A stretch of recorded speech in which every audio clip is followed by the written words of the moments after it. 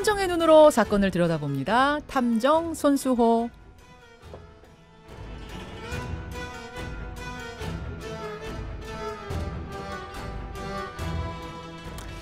우리 사회에 관심을 모으고 있는 사건을 보다 자세히 들여다보는 시간이죠. 탐정 손수호. 오늘도 손수호 변호사 나오셨습니다. 어서 오십시오. 네, 안녕하세요. 손 탐정님도 공기에 아주 민감하시잖아요. 제가 예. 이 새집 증후군 있잖아요. 새로 공사하면 이 냄새 나고 민감해요. 그래서 저는 사실 지금 이 여기 방송국 스튜디오도 네. 아직도 화학약품 냄새가 나서 힘듭니다. 여기 지금 인테리어 공사한 지 굉장히 오래됐는데 지금도 나요. 그걸 느끼세요? 제가 둔감한데 이것만 좀 민감해요. 와, 예. 엄청 민감한 남자네. 네. 알겠습니다. 그런가요? 자, 그런데 오늘 우리가 탐정 손수호에서 들여다볼 이야기도 환경과 관련된 주제라고요. 네, 그렇습니다. 미세먼지, 냄새 이런 것보다도 훨씬 더 심각해요.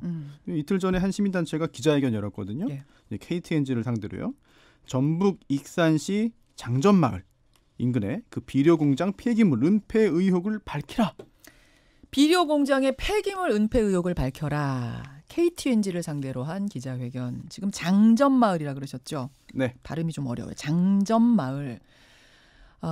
저도 기억이 나요. 좀 워낙 쇼킹했기 때문에 작년에 인터뷰한 기억이 지금도 생생한데, 그러니까 이 평화롭던 마을에 공장이 들어서면서부터 주민들의 암 발생률이 엄청나게 높아졌다는 거잖아요. 엄청나게 높아졌다. 이 정도 표현으로 충분할지 한번 좀 들어보시죠. 예. 마을 주민이 80여 명에 불과한 작은 마을이에요. 예. 그런데 그중에서 무려 30명이 암에 걸렸습니다. 그리고 그중에서 이미 16명이 사망했거든요. 예. 35살 청년이 위암으로 갑자기 이제 사망했는데 그 다음에는 또 아버지도 암으로 또 이제 죽었고요. 예. 또 폐암을 앓던 부부가 1년 간격으로 차례로 사망한 적도 있습니다. 부부가. 네, 또 노부부가 같은 날 이제 암으로 죽었는데요.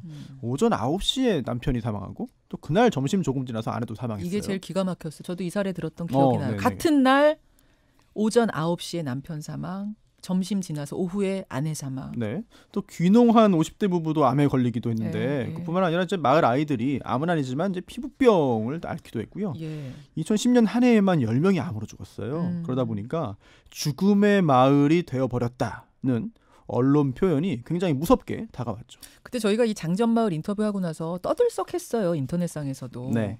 그랬는데 다시 이 사건을 탐정해서 가지고 오신 걸 보니까 네. 아직도 미스터리가 풀리지 않고 그 상태 그대로인 겁니까? 여전히 답답한 상황입니다. 도대체 어쩌다 이 마을이 이렇게 된 건지, 예. 또 그동안 왜 적절한 조치가 이루어지지 못했는지, 그리고 아직까지 해결되지 않은 부분들이 뭐가 있는지 오늘 이야기하겠습니다. 도대체 이 마을에 그 평화롭던 마을에 비료공장이 들어선 건 언제고 어떤 네. 일이 쭉 벌어진 겁니까? 2001년이었어요. 익산에 있는 이 장전 마을에 이 산 중턱에 비료 공장이 들어섰는데요. 예. 이 주민들은 처음에 이걸 반겼다고 해요. 큰 시설 없는 우리 마을에 이게 공장 하나 들어오는 건 좋아 보인다. 그럴 수 있죠. 이렇게- 그러면 사람들도 들어올 테고 물건도 살 테고 네. 활력을 얻겠구나. 네, 그렇게 생각한 거죠. 그런데 공장이 이제 들어오고 나서 예. 매일같이 연기가 나왔답니다. 낮에는 하얀 연기, 밤에는 검은 연기가 계속 나왔고요. 그래서 주민들이 숨쉬기 어려울 정도였다는데요. 제가 지금 기억하기로는 그 마을에 어린이 하나가 일기를 썼는데 네네. 숨이라도 제대로 쉬었으면 좋겠습니다라고 그 당시에 일기 쓴 게 있을 정도래요. 맞습니다. 네. 그 동네에서 이제 양봉을 하면요. 예. 벌들이 자꾸 죽고 또 여왕벌이 또 알을 낳지 못하고요.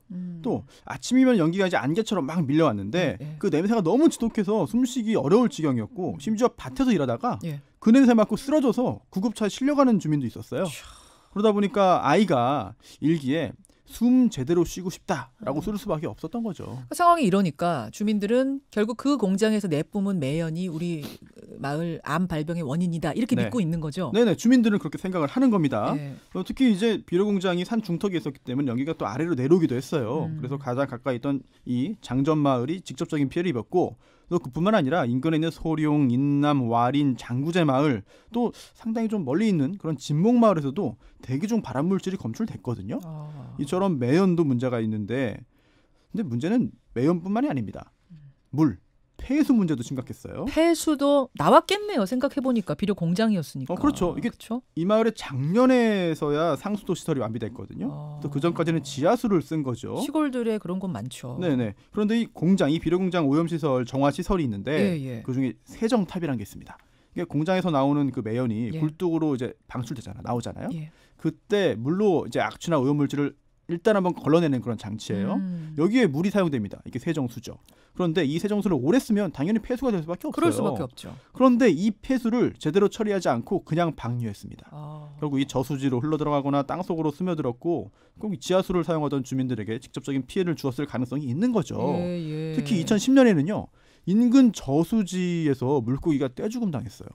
그런데 더 놀라운 건 물고기뿐만 아니고요. 예. 저수지에 살고 있던 여러 생물체 다 죽었습니다. 식물들도 다 죽었습니다. 아니 그렇게 되도록 신고를 안 한 건 아니잖아요. 신고했죠. 했죠. 예, 신고했고 또 전라북도 보건환경연구원과 익산시가요. 이 저수지 물 떠가서 조사도 했어요. 예. 그런데 그 결과 이 비료 공장 혐의는 없다는 결론이 나온 거죠.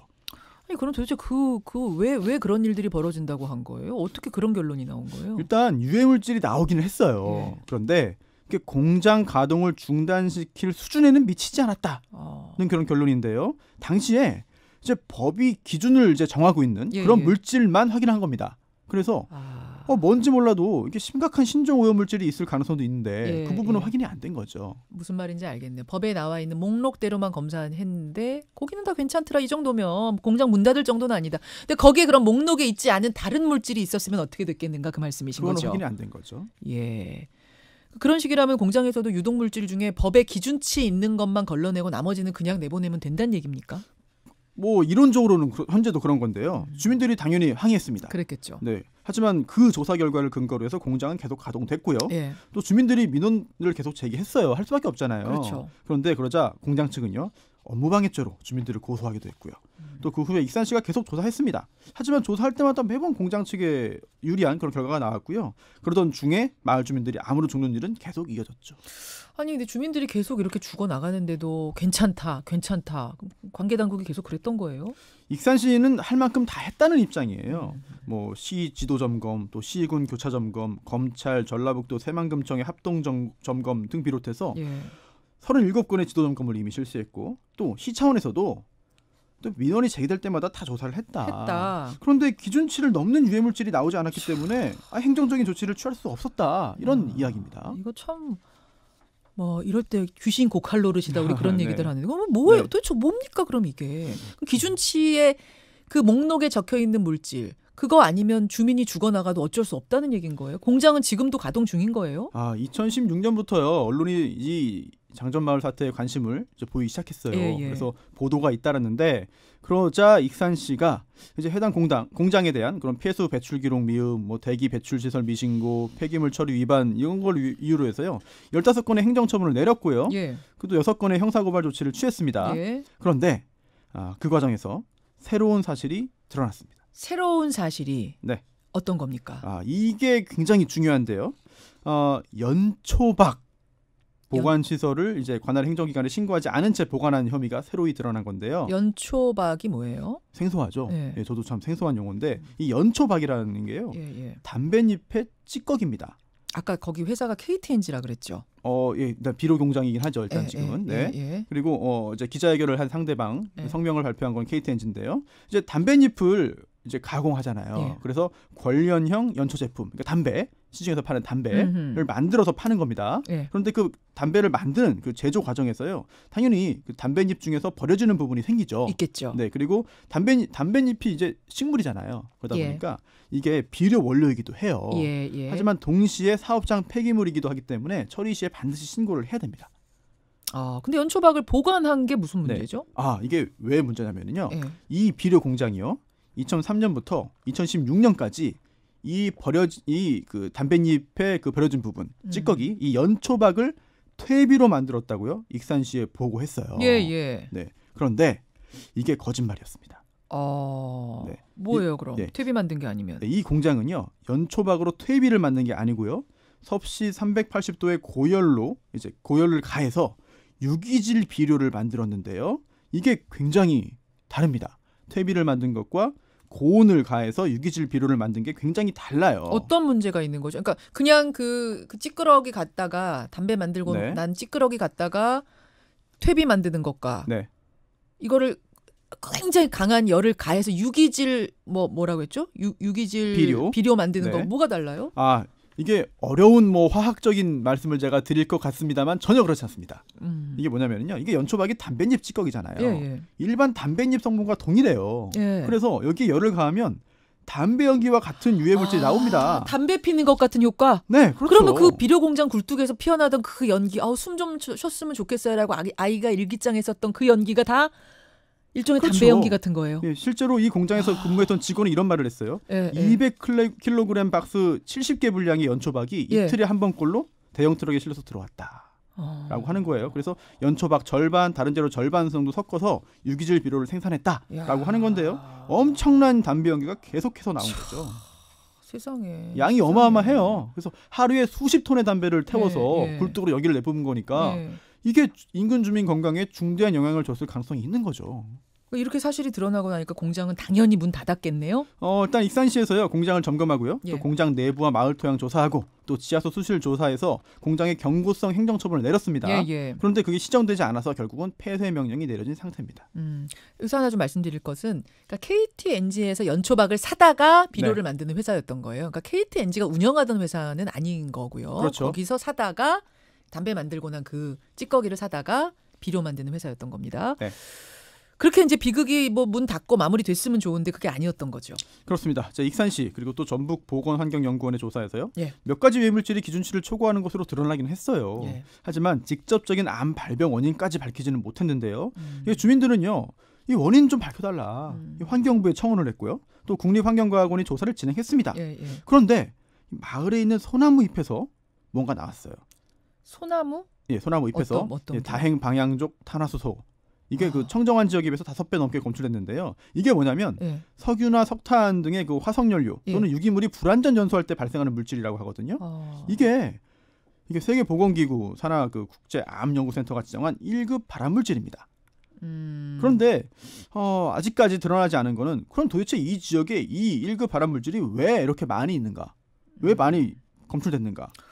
그냥 저는 언뜻 생각하기에 결국 그 연기가 밀려와가지고 나무에 들러붙었을 거고 소나무에 그래서 이렇게 다행 방향족 탄화수소가 많이 발견된 거 아닌가? 그냥 언뜻 그렇게 생각을 하게 되는데 왜 이거를 인과관계를 왜 못 밝히는 거죠? 주민들은요 이런 부분 문제를 지적하고 있습니다.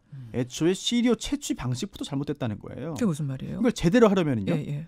공장 내부에서부터 하나하나 차근차근 시료를 채취해서 이제 조사, 검사, 실험을 해야 되는데 이게 공장에서 500m 떨어진 데에 있는 어린 소나무를 조사로 해서 이제 발암물질 나왔다고 하는 게 실질적으로 이 원인 밝히는데 무슨 소용이 있느냐. 당장 공장 마당에 있는 공장 마당부터 조사해라. 안 했어요, 거기를? 그렇게? 네, 그렇습니다. 이게 국립환경과학원은 또 이런 입장을 밝혔는데요. 이게 주민 반발은 이해한다. 하지만 우리도 난감하다는 거예요. 현재 공장 가동이 중단된 상태이기 때문에 뭐 대기 오염 측정은 어렵죠. 이미 문 닫은 지 오래됐으니까. 그리고 또 사유재산인 공장 출입이 통제됐기 때문에 공장 안의 토양을 파서 확인하는 것도 쉽지 않다는 겁니다. 그리고 또 지하수를 통해서 오염 성분 밖으로 나왔는지 확인하는 것도 생각보다 어렵다는 건데요. 그래서 유사한 원료를 사용하는 업체를 찾아서 비교하겠다는 입장을 밝혔는데 하지만 그런 업체를 어디서 어떻게 찾겠다는 건지 아직까지 잘 모르겠어요. 결국 주민들은요. 결국 이게 그 관공서, 관의 입맛에 맞는 결과 나오도록 조사하는 거 아니냐는 의심까지 제기하고 있습니다. 그러니까 이게 뻔히 뭐 때문일 거라는 심증은 있는데 그걸 과학적으로 입증을 이렇게 못 해내다 보니까 참 답답한 상황이 계속 이어지는 거군요. 그러다 보니까 주민들이 참 이런 이야기까지 해요. 뭐라고요? 이거 유사업체 찾는다고 시간 낭비할 게 아니라 차라리 그 공장 재가동해서 조사해라. 똑같이 다시 가동을 시켜봐라. 그러면 오죽하면 그런 말까지 하겠습니까? 그러네요. 참 뭐 그 당시 제가 인터뷰 작년에 했을 때도 그랬습니다만 지금도 분통 터진다, 너무한다라는 문자들, 특히 우리가 요새 미세먼지 때문에 워낙 고생을 해보니까 그 공기가 안 좋다는 게 어떤 건지 절절하게 느끼는 분들이 문자들을 많이 보내주고 계시는데 또 공장이 이 설비를 기계 설비를 다른 데로 옮기려고 했어요. 아마 다른 곳에 가서 뭐 다시 재가동하려는지 모르겠습니다만 주민들이 철거를 반대했습니다. 그런데 철거 반대하면 이거 손해배상 청구할 것이다. 라는 그런 엄포까지 놔서 주민들이 철거 반대한 이유는 보존해야 되니까 그렇습니다. 그 조사를 해야죠. 그렇죠. 원인 밝혀야죠. 그러자.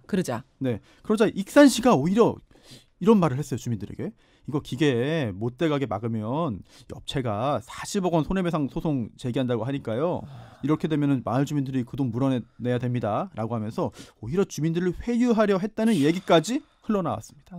화가 많이 나는 얘기네요. 이거 끝까지 관심을 가지고 지켜봐야겠고 손탐정의 마지막 한마디. 우리 동네도 위험할 수 있다. 우리 동네도요? 네. 여기뿐이 아니에요? 네. KTNG가 이 연초박을 공급하는 공장이요. 예. 이곳 하나가 아니라요. 전국에 6곳이나 있어요. 그래요? 네. 그런데 이 연초박을 구입한 공장이 어디에 있는지 거기서 예. 구체적으로 뭘 하는지가 아직까지 밝혀지지 않고 있고요. 그래서 지금 이 장전마을과 비슷한 일이 어디선가 벌어지고 있는지 저도 모르겠습니다. 아니 그러니까 시골에 가면은 뭐 간판 제대로 안 걸고 공장 굴뚝에서 네. 연기 나는 공장 굉장히 많잖아요. 보면 다 이제 겁이 나는 거죠. 그런데 또 이 오늘 말씀드린 연초박만 문제되는 것도 아니에요. 그럼요. 실제로 충남 당진에 있는 한 작은 마을에서는요. 예. 이제 마을 사람 머리 위로 고압선로가 들어선 후에 24명의 암 환자가 발생했다. 13명이 이미 세상을 떠났고 이런 이야기를 들으면 이게 연초박뿐 아니라 확인되지 않고 참 굉장히 좀 우려할 만한 그런 바람의 원인들이 여기저기 있을 수 있다. 이런 걱정이 굉장히 크게 드는 겁니다. 이렇게 안전하지 못하고 위험천만한 환경에 노출되는 일이 얼마나 더 있는지 사실조차 제대로 파악되지 않고 있으니까요. 경각심을 가지고 지켜봐야 되겠습니다. 제가 아까 손탐정한테 굉장히 공기에 민감한 남자다 그랬는데 우리가 정말 환경에 대해서 더 민감해질 필요가 있네요. 그럼요. 예, 섬뜩한 느낌도 들고 전면적인 조사도 좀 필요하겠다 생각이 듭니다. 손수호 탐정 고생하셨습니다. 감사합니다. 탐정 손수호 변호사였습니다. 김현정의 뉴스쇼는 청취자 여러분의 참여로 이루어집니다. 트위터, 페이스북, 레인보우 게시판, 그리고 단문 50원, 장문 100원의 유료 문자 샵 1212, 우물정 1212 통해 참여하실 수 있습니다. 김현정의 뉴스쇼, 여러분과 함께 만듭니다.